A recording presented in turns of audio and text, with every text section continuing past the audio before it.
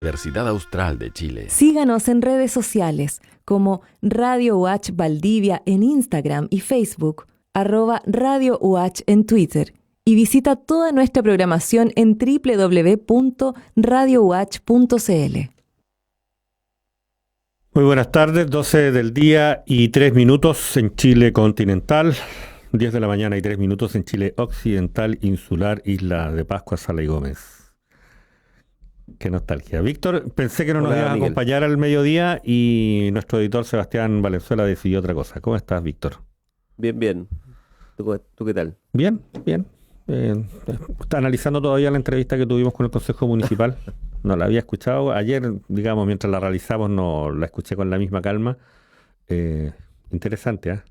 Insistir en la necesidad de que, a propósito de la sociedad en la que estamos viviendo, de la demanda de transparencia y de mayor información pública de parte de, no toda la sociedad, pero sí de parte importante, por un lado, pero por otro lado también de la cultura que estamos viviendo. Ya hacíamos alusión a esas críticas culturales que comenzábamos a leer a comienzos de la década de los 90, que nos hablaban de una sociedad hipercomunicada, etcétera.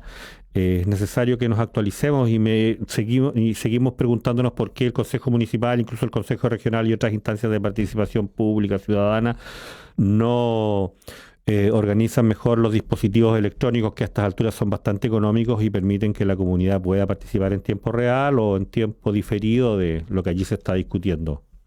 Eso. Pero tenemos otra conversación ahora, Víctor, ¿te parece? Sí, claro, creo que lo habíamos mencionado, lo que tú mencionas es bien relevante y creo que en algún rato lo hemos conversado también con nuestro invitado, ¿no? Uh-huh. Está Luis Soto Pozo con nosotros, defensor regional de Los Ríos. Bienvenido, Luis, ¿cómo estás? Muchas gracias, Víctor. Buenos días. Agradecimiento a la radio de la Universidad Austral de Chile que me ha invitado nuevamente tal cual tú lo señalas. Sí, por supuesto, queremos que la voz de la Defensoría Regional sea una voz permanente dentro de las conversaciones que organizamos en Radio Universidad Austral de Chile, ¿eh? Víctor, lo primero es, mira, yo estaba recibiendo comunicación acerca de la modificación de algunas de las medidas de confinamiento, la implementación parcial del desconfinamiento, digámoslo así, en la región de Los Ríos y la región de Aysén. Se van a abrir los cines con cierta capacidad limitada de funcionamiento, el 25% de su capacidad. Restaurantes y cafés podrán operar también hasta el 25% de su capacidad. Y otra serie de medidas que, bueno, vamos a tener tiempo para detallarlas, pero por lo pronto es el desconfinamiento que parece que comienza a instalarse cuando recién comienza el invierno, ¿eh? Y en el horizonte de las conversaciones permanentes que hemos tenido con la Defensoría nos preguntamos efectivamente cómo ha estado el procedimiento, la atención, la protección, el cuidado de la población penal en el contexto de la pandemia. A propósito de estas medidas, digamos, que nos anuncian que probablemente estamos entrando a un nuevo estadio de la presencia social de la enfermedad, pero bueno, preguntémonos, evaluemos efectivamente algo que ha sido una preocupación permanente de la Defensoría en el contexto de la pandemia. ¿Cómo ha estado organizado la defensa? Por una parte, la misma defensa, pero además el cuidado, la protección de la población penal. Luis Soto. Sí, Miguel, también saludarte a ti. En verdad, lo que se plantea aquí como pregunta es y permanentemente un tema principalísimo para la Defensoría Penal Pública, puesto que uno de los acentos institucionales que tenemos es precisamente la salvaguarda de los derechos de los grupos más vulnerables. Y uno de ellos, indudablemente, es el que se refiere a las personas privadas de libertad, sea como imputados o como condenados en el grueso de los casos. En el caso nuestro de Valdivia, tuvimos como consecuencia de un traslado masivo de personas que se efectuaron desde la zona central. Sí. Aquí ha llegado gente desde el norte de Chile a la cárcel, ha llegado gente de Colina, de Santiago 1, de la cárcel de Talagante, que fue vaciada completamente.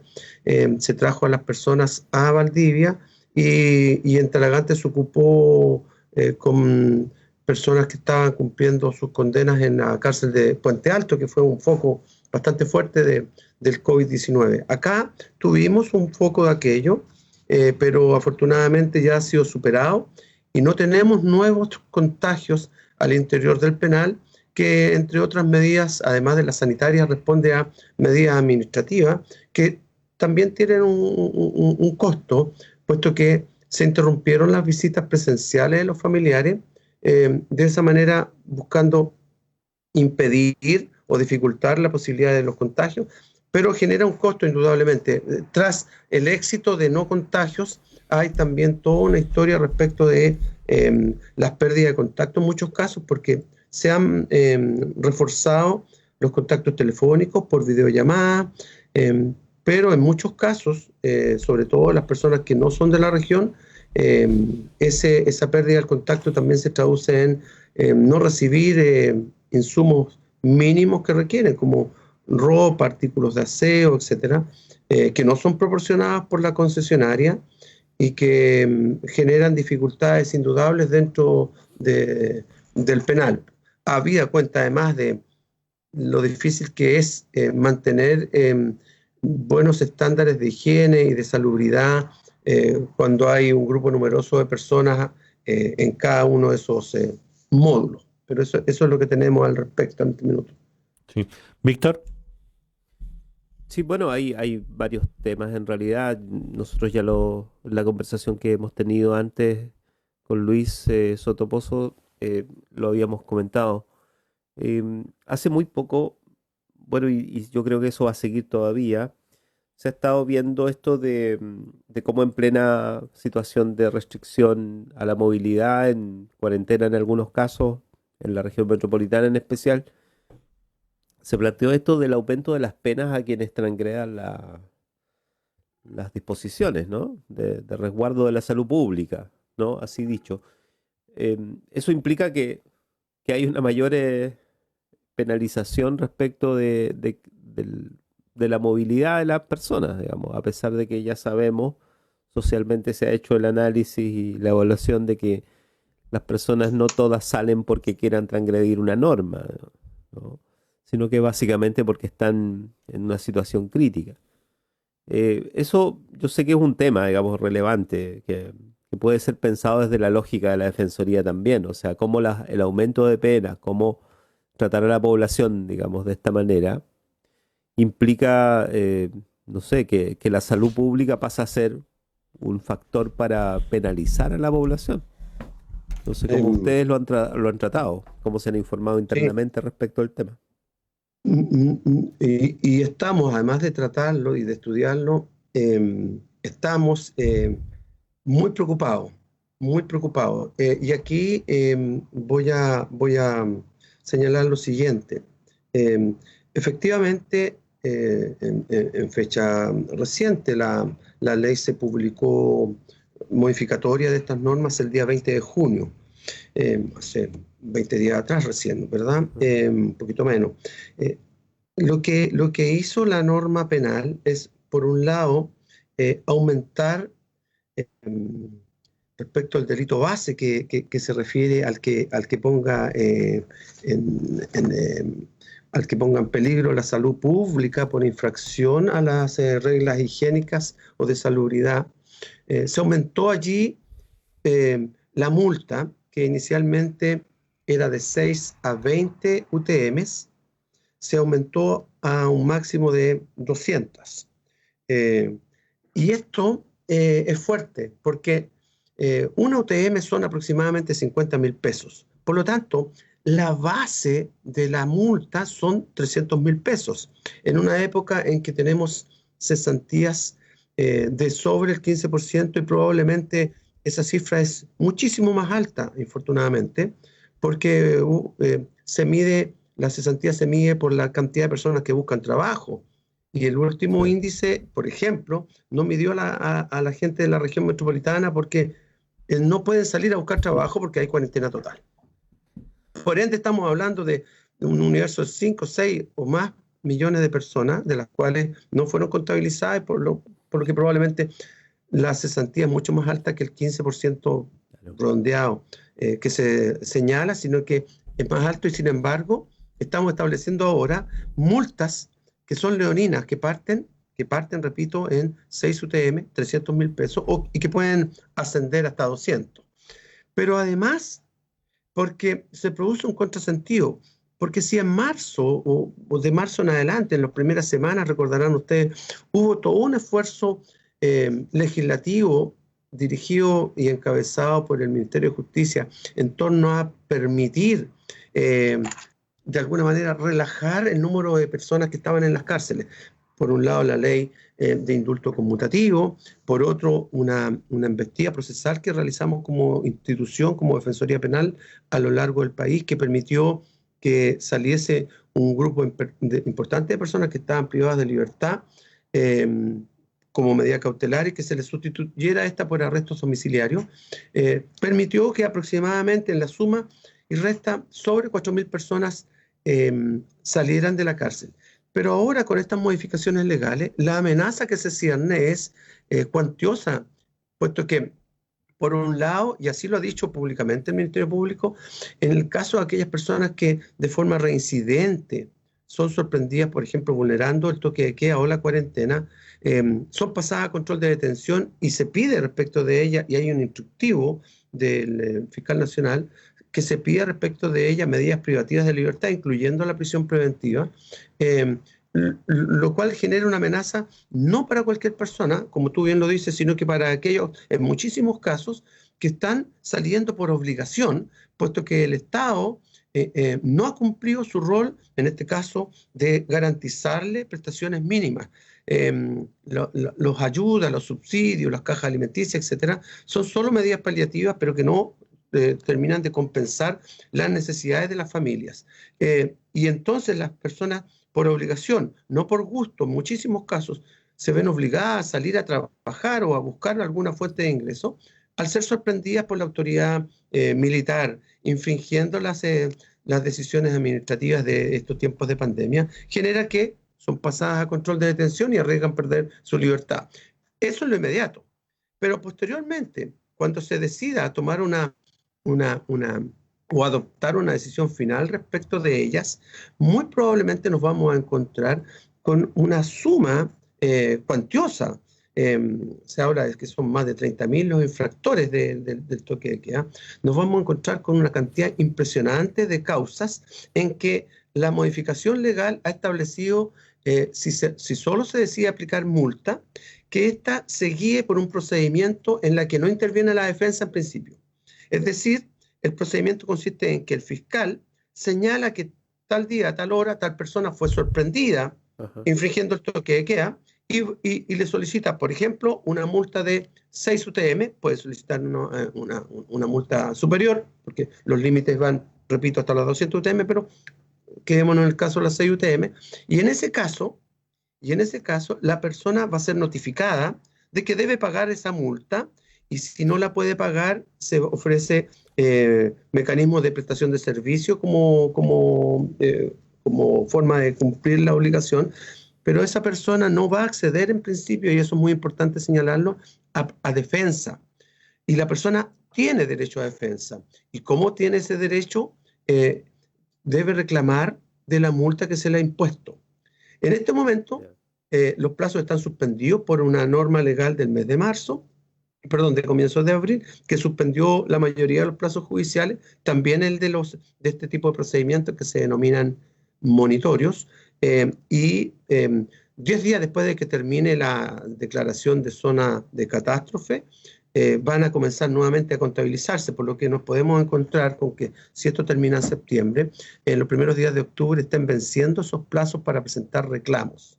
Y por eso agradezco la oportunidad de los micrófonos de la Radio Austral de Chile, de la universidad, ¿verdad?, para que las personas que eventualmente reciban esa notificación de obligación de pago de multa por haber infringido el toque de queda, recurran a la Defensoría Penal para efectuar el reclamo de la misma.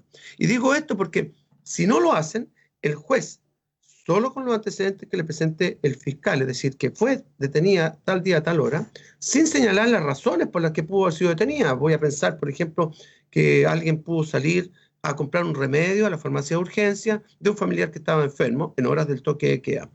esa argumentación que podría justificar la razón de por qué la persona andaba en la calle, no le va a llegar al tribunal, porque al tribunal solo le va a llegar la notificación de que la persona fue detenida en hora del toque de queda y la solicitud de aplicarle una multa a su respecto, sin poder entonces el juez enterarse de las motivaciones que pudo tener la persona para haber circulado en esas horas.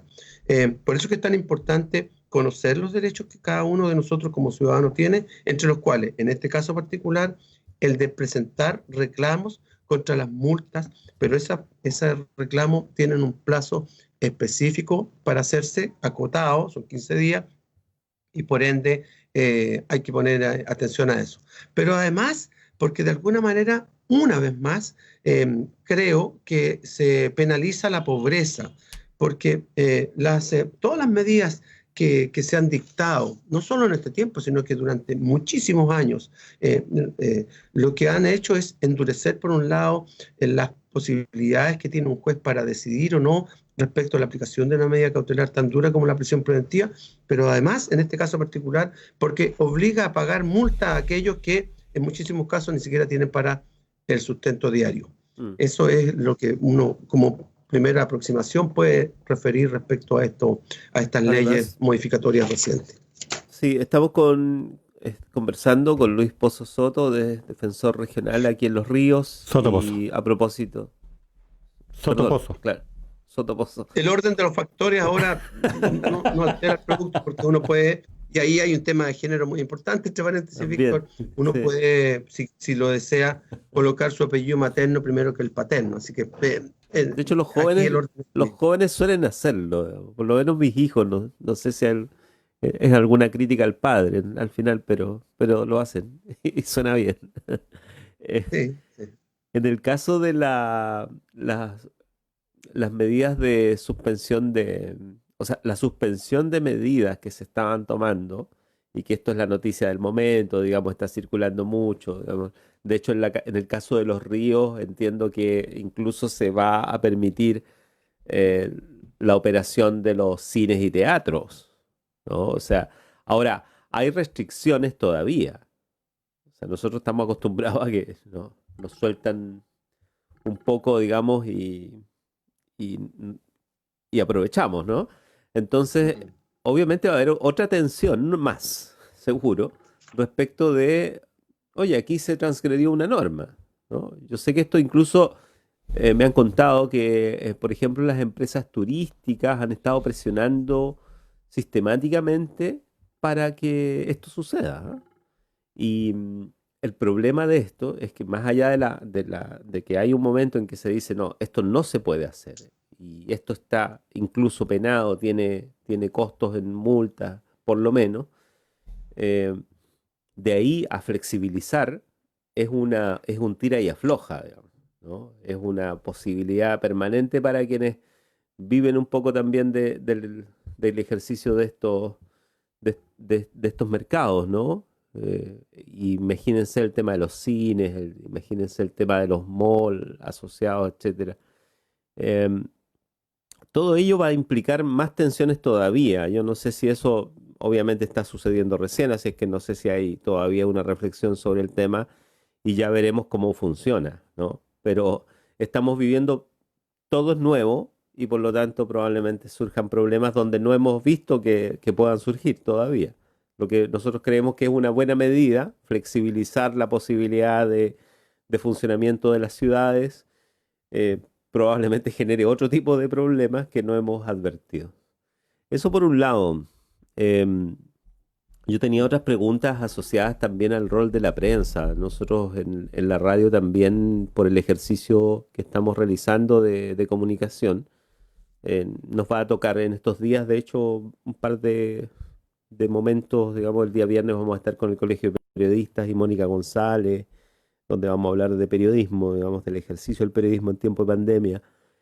Vamos a estar el día lunes con la gente que trabaja en la institucionalidad de la salud comunal en Panguipulli y con medios de prensa de Panguipulli, que precisamente tienen un rol fundamental en ese territorio a la hora de poder comunicar con la población qué es lo que sucede, cuáles son las restricciones que hay y además anticipar y no afectar los derechos de las personas contagiadas, ¿no? Por ejemplo, ¿no? Entonces hay un rol en la comunicación y en la prensa que a mí me parece que es bien relevante, no sé Miguel cómo lo ves tú, pero que podríamos entrar un poco en ese detalle, ¿no?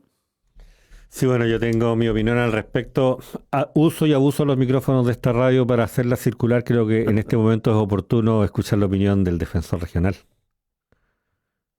Sí, bueno, Luis Sotopozo. yo comparto mucho de lo que Víctor está pensando y señalando en voz alta. Aquí todos quisiéramos que haya un retorno a la normalidad, que se vuelva y se termine con esta incertidumbre de cuándo esto cesará.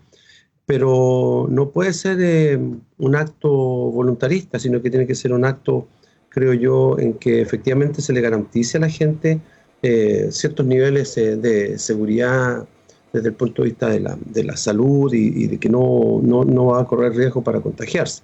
Pero a la vez entiendo que es necesario reactivar también la sociedad y la economía, porque en la medida que eso ocurra, indudablemente van a ir surgiendo oportunidades laborales y hay mucha gente que lo está pasando mal en este minuto y espera este retorno.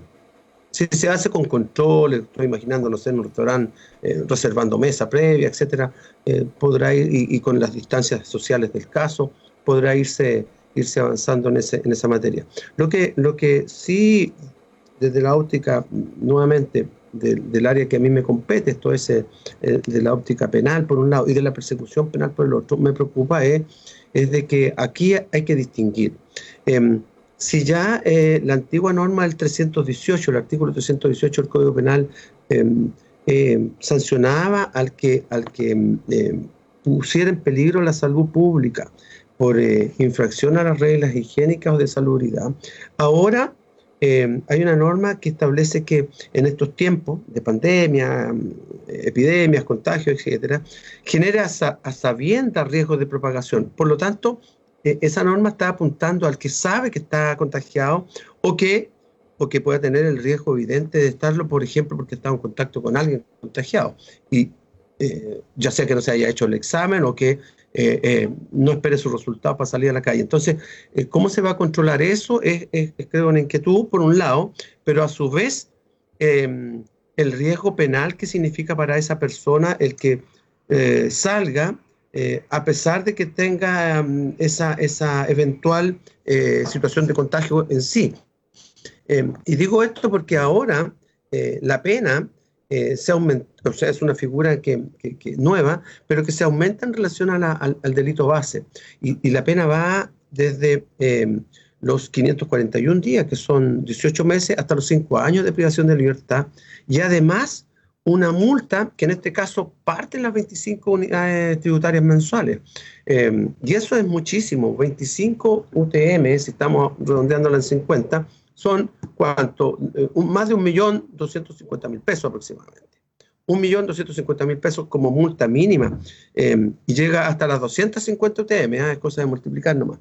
Pero además con el riesgo evidente de una pena corporal. Y repito, si esa persona tiene cualquier antecedente penal, queda fuera de las posibilidades de cumplir esa condena, eventual digo, con una pena sustitutiva. Es decir, nuevamente, la única fórmula a la que se recurre es la más barata y que también desde el punto de vista del populismo penal pareciera la que cree rendir más fruto. En crear delitos, endurecer penas y buscar aplicarlas a tabla rasa sin hacer ningún distingo y ninguna consideración a ese respecto, porque, y ahora que estamos en el año 20 de la reforma procesal penal, creo que es el momento, luego de 20 años de reforma, de también analizar ver hacia dónde va la reforma, ver cuáles son los puntos positivos que existen, cuáles son los errores que se han cometido, de qué manera los actores del sistema podemos colaborar para cambiar esta percepción errada de que la delincuencia está en un aumento constante y por lo tanto necesitamos herramientas más firmes, más rígidas, más duras para combatir esa idea, repito, errada, porque las cifras y la estadística allí están para demostrarlo, de que al contrario de lo que se sostiene, y afortunadamente, desde hace largo rato, las cifras de las comisiones de delito vienen en descenso permanente.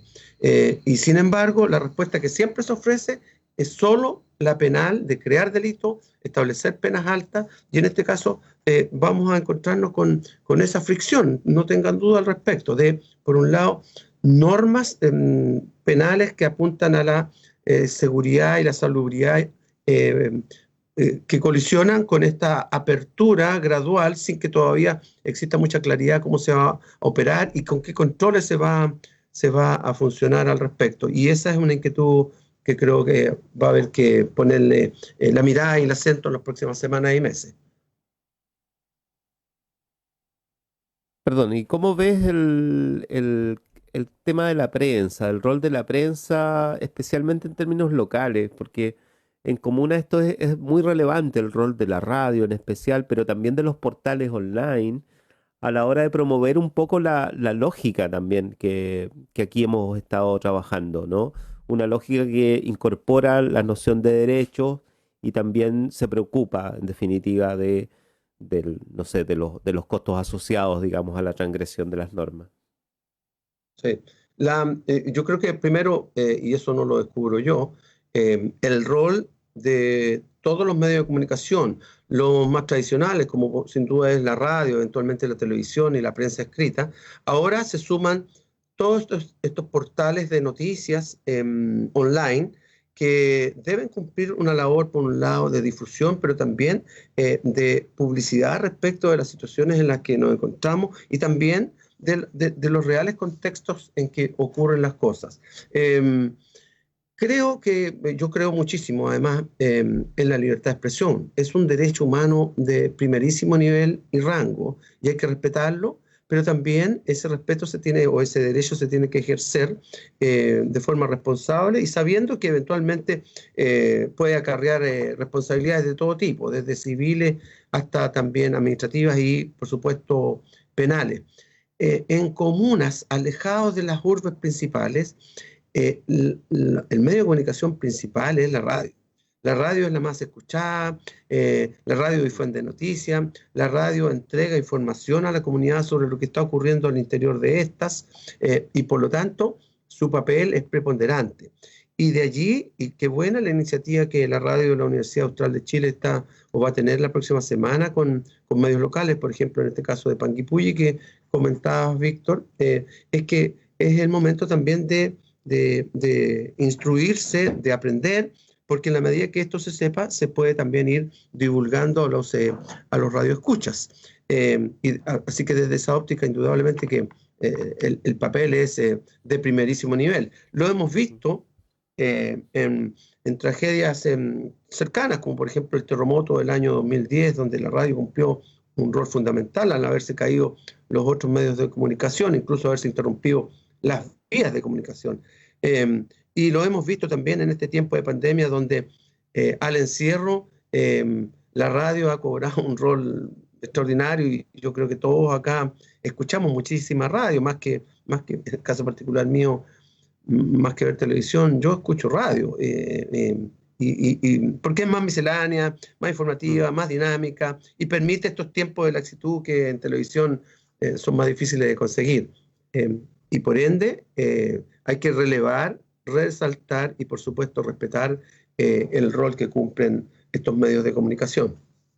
Ahora, ¿qué se puede transgredir desde la comunicación también? Porque en rigor hay preocupación, y esto se ve en el caso de la salud mucho, precisamente con que los periodistas no compartiríamos necesariamente de buena manera la información disponible y en muchos casos provocamos o transgredimos derechos de la población, por ejemplo, de alguien contagiado cuando uno hace publicidad del contagio, ¿no? O de la familia, etcétera. O sea, ¿hay en eso alguna? Porque lo planteo exclusivamente porque esa es una pregunta que nos han hecho, ¿no? Profesionales de la salud y que le interesa precisamente respecto del rol que cumplen los medios, digamos, las preocupaciones que tienen, de hasta dónde los medios también pueden ser transgresores. Así es. Yo hablé recién de que el ejercicio de la libertad de expresión debía hacerse con el respeto a los derechos de los demás. A raíz de esto mismo que tú planteas, es que el fin de semana en un diario nacional, en el Mercurio, salió un artículo respecto a estas personas que han estado contagiadas, que se han recuperado y que sin embargo se han convertido en parias sociales y es una situación ya bastante llamativa. Pero además de eso, sobre todo, mientras más chica es la comuna y por ende, mientras las personas se conocen más, la voz circula muy rápidamente. Si es que, por ejemplo, alguien está contagiado o eventualmente al interior de una familia hay 2, 3 o más personas contagiadas y cuáles son los cuidados que hay que tener con ellas. O sea, allí es donde hay que llamar precisamente a la prudencia, a la calma. No quiero imaginarme una lapidación, ¿no es cierto?, en la plaza pública al respecto. Se trata de una enfermedad que está siendo manejada, que está dentro de límites de mortalidad muy bajos, afortunadamente, en relación al número de contagiados. Es decir, se puede cursar esta enfermedad sin necesidad de significar ello necesariamente un riesgo mortal.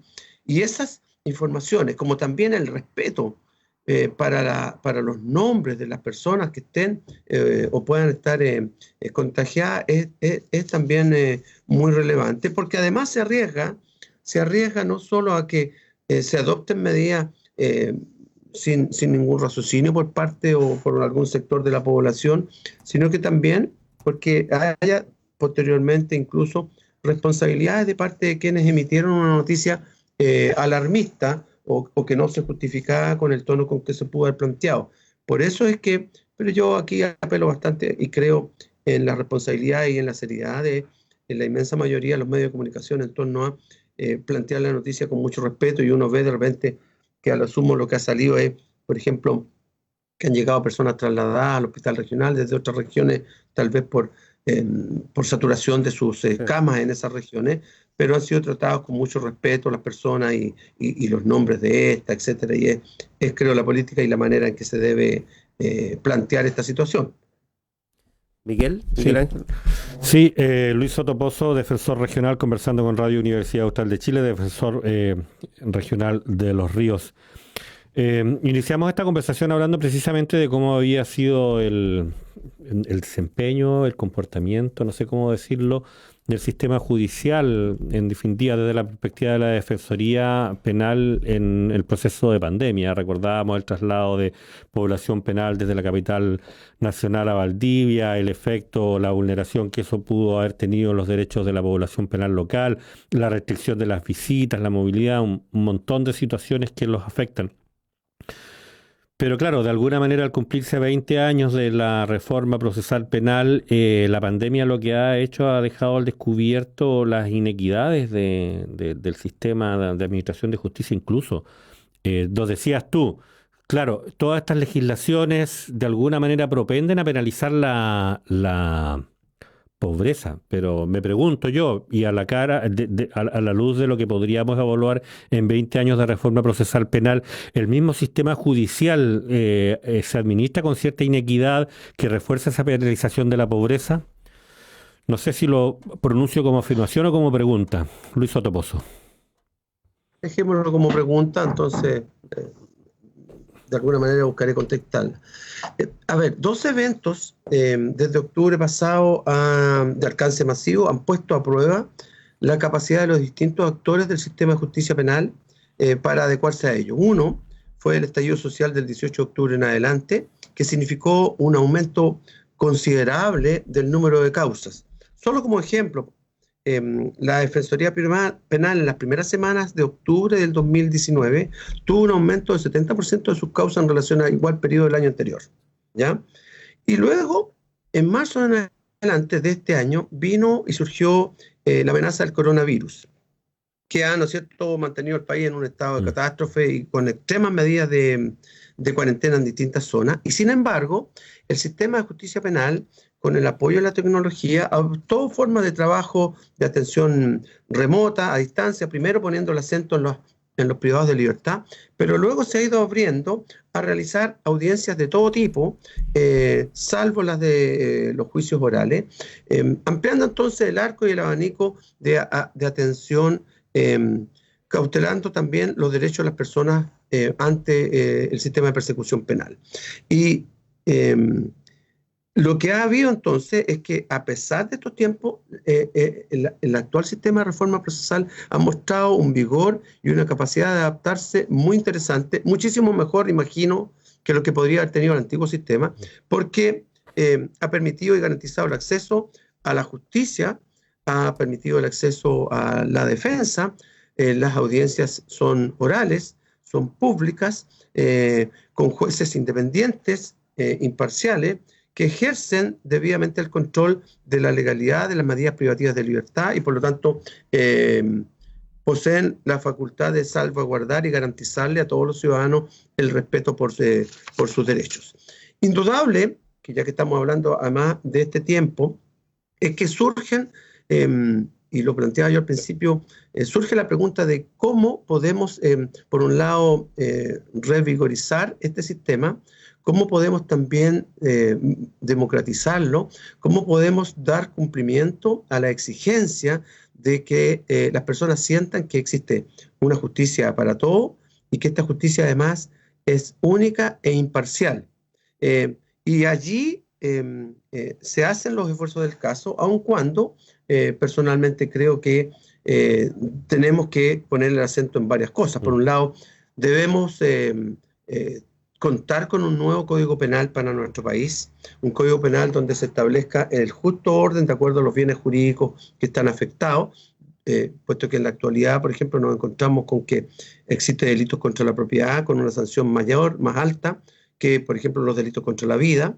Existen prohibiciones de acceder en varios casos a penas sustitutivas respecto a determinados delitos. Existe una rigidización de la forma en que se puede considerar y aplicar la prisión preventiva. La prisión preventiva, por ejemplo, al año 2007, alrededor del 20% de las personas privadas de libertad lo estaban porque cursaban prisión preventiva. 20%. Sin embargo, al inicio de la reforma esto era casi la mitad, cerca del 49% de las personas que estaban privadas de libertad esperaban una sentencia. Eso bajó como consecuencia de la reforma, repito, hasta llegar a un piso en el año 2007 alrededor de un 20%, digo 24%, ¿ya? Pero posteriormente esto ha ido crecientemente en aumento y actualmente más de un tercio de las personas que están privadas de libertad lo están esperando un juicio. En este tiempo de pandemia, y siempre, el concepto del plazo razonable, es decir, el derecho a ser juzgado dentro de un periodo razonable de tiempo, mira al interés del imputado, no del proceso, del imputado, y por lo tanto el imputado puede decidir si eventualmente considera que algunas de las garantías que están inmersas en la realización de un juicio oral pueden estar afectadas o pueden existir el riesgo de verse afectadas, puede en su favor decidir no realizar el juicio a la espera de que se normalice la situación y por lo tanto existe un pleno ejercicio de los derechos. Ese es otro tema que allí hay que ver. Pero también hay que hacernos cargo de las continuas leyes con el tiempo y con los años que han ido de alguna manera quitándole y restando el espíritu inicial con que nació la reforma. Ha habido 61 modificaciones al Código Penal, 29 leyes que han modificado el Código Procesal Penal y que han establecido y creado nuevos tipos penales, han aumentado las penas, han restringido el marco interpretativo que a los jueces se les daba respecto de la definición individual de estas penas, han aumentado las facultades policiales discrecionales o autónomas, han reducido las garantías de los ciudadanos y han dificultado su protección por los tribunales y la defensa pública, entre otras. Sobre esos temas son los que creo debemos volver precisamente a partir no solo de la conmemoración de los 20 años de la reforma, sino que también en estos periodos. Y junto con ello, también debemos, creo, establecer que la defensa pública debe ser ejercida por un ente autónomo constitucionalmente, porque de esa manera se le garantiza a toda persona que, independiente de su opción, su credo, va a tener una defensa en que solo se va a enfocar a la salvaguarda de los derechos de esa persona y no va a recibir eventuales presiones.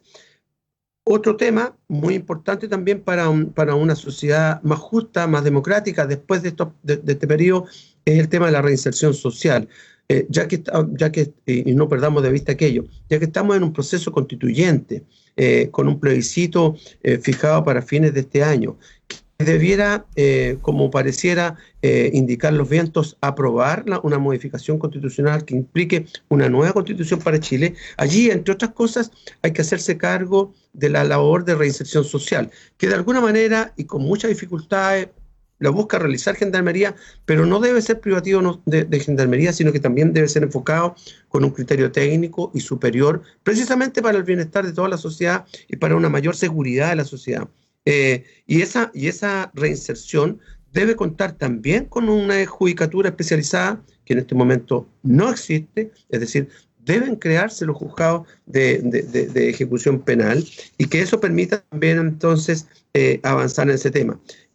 Lo mismo reza, por último, para fortalecer la paz social, para reducir la participación de las personas en los delitos, para reforzar el trabajo para una reinserción social más efectiva. Debe reforzarse entonces un sistema de justicia más humano y conectado con las personas, que, entre otras cosas, como comencé diciendo yo, le entregue a todos el rol de comunicar que hay buenas noticias en nuestra sociedad hace mucho rato, y esas buenas noticias son una disminución permanente, repito, permanente de los delitos. Desde el año 2011-2012, todos los años viene bajando el número de adolescentes involucrados en comisiones de delito. Es decir, allí tenemos una ley exitosa, la ley 20.084 sobre responsabilidad penal de adolescentes, que no solo buscó establecer un sistema especial para los jóvenes en la persecución penal, sino que también estableció una serie de sanciones y mecanismos que permiten una debida reinserción. Esa misma ley, pensándola en macro, es una ley que debemos tener para nuestros adultos mayores de 18 en adelante. Si no, continuaremos escuchando tristes noticias, como por ejemplo la muerte de un joven en el penal de Valdivia, Erwin Vargas, a quien le mando un saludo al cielo, que era un destacado músico, violinista, integrante de las orquestas de Chile, que aprendió a tocar la viola y el violín, que dio conciertos y participó en conciertos en ciudades de nuestro país y también en el extranjero, que fue a estudiar dirección musical a Santiago, y que la maldita pasta, por un lado, los malos amigos del barrio, la falta de apoyo, la falta de apoyos sociales, al final le ganaron la lucha, terminó privado de libertad, involucrado en delitos contra la propiedad, y terminó al final, un par de semanas atrás, atravesado por una lanza al interior del penal. O la muerte ayer de otro interno en una riña dentro de su calabozo con el compañero de celda, que genera que uno de ellos termine muerto y la otra persona imputada. Entonces, al final nos encontramos con que de los lugares más difíciles y peligrosos a nivel americano se encuentran las cárceles chilenas, y al revés de lo que se sostiene, de los lugares más seguros es la sociedad chilena. Las calles de las ciudades de Chile son lugares seguros, y es cosa de mirar los números de delitos que se cometen y los porcentajes los mismos en relación a otros países. En ese sentido, nuestra seguridad es bastante fuerte, y por lo tanto lo que debiera observarse son leyes de reinserción y no leyes de persecución. Sí. Luis Soto Pozo, defensor regional de Los Ríos, conversando con Radio Universidad Austral de Chile. A la luz de las afirmaciones de Luis Soto, da la impresión de que la prensa miente. A la prensa siempre nos dicen los medios de comunicación, la televisión, los matinales, que tanto critica Víctor, que las calles están cada vez más inseguras, que la delincuencia está siempre en aumento. Hay que ver cuál es el interés que hay detrás de esas agendas mediáticas.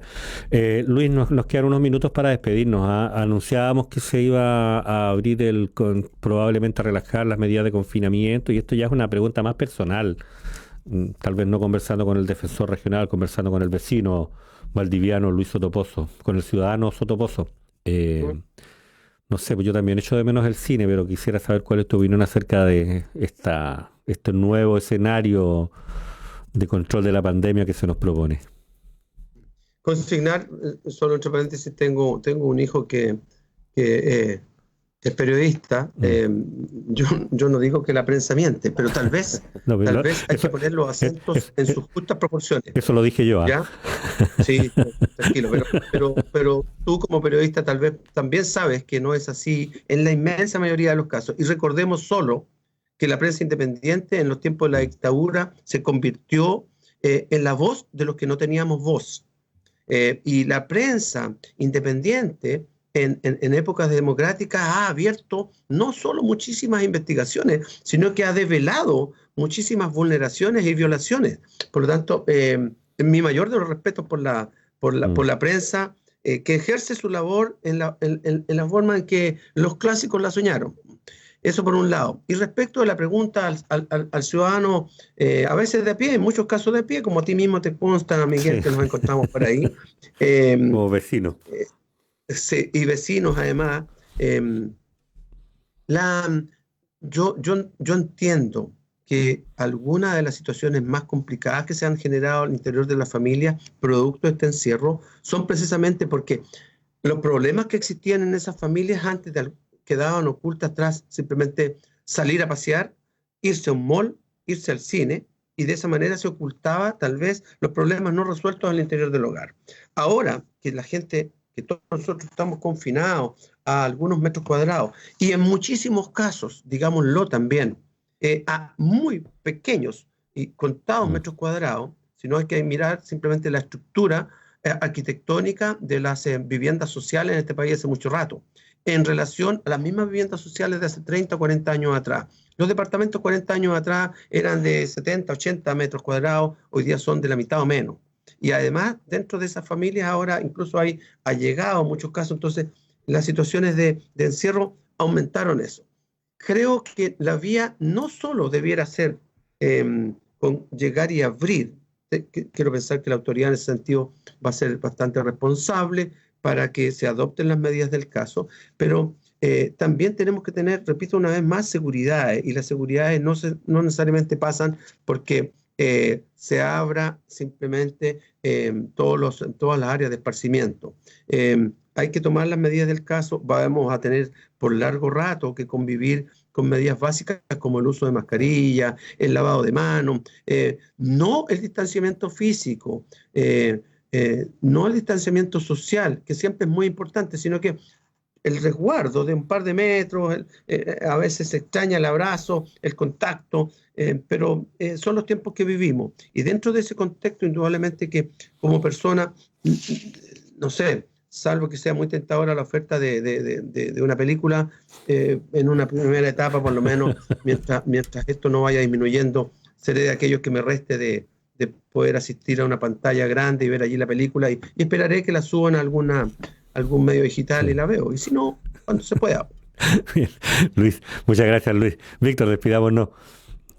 Sí, bueno, de hecho en la mañana Isquia Siches decía que un buen eufemismo para esto, decía: Chile es un país con un comportamiento heterogéneo.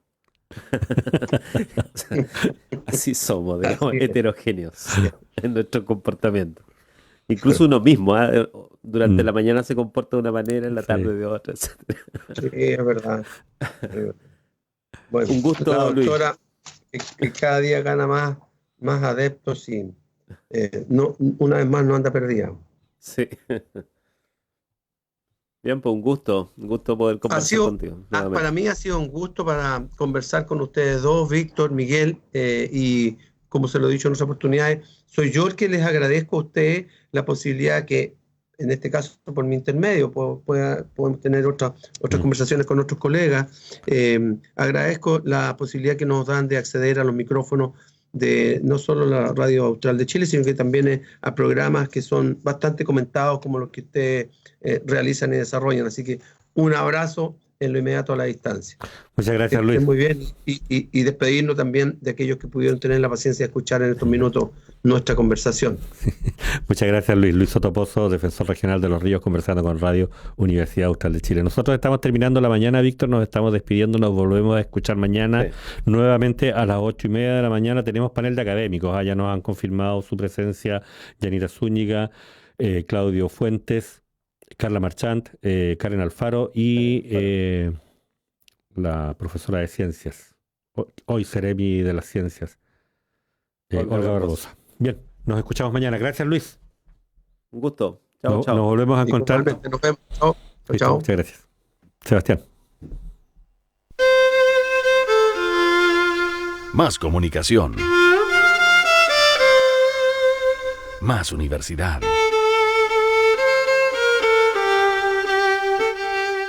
Radio Universidad Austral de Chile. Síganos en redes sociales como Radio UH Valdivia en Instagram y Facebook, @Radio UH en Twitter, y visita toda nuestra programación en www.radiouh.cl.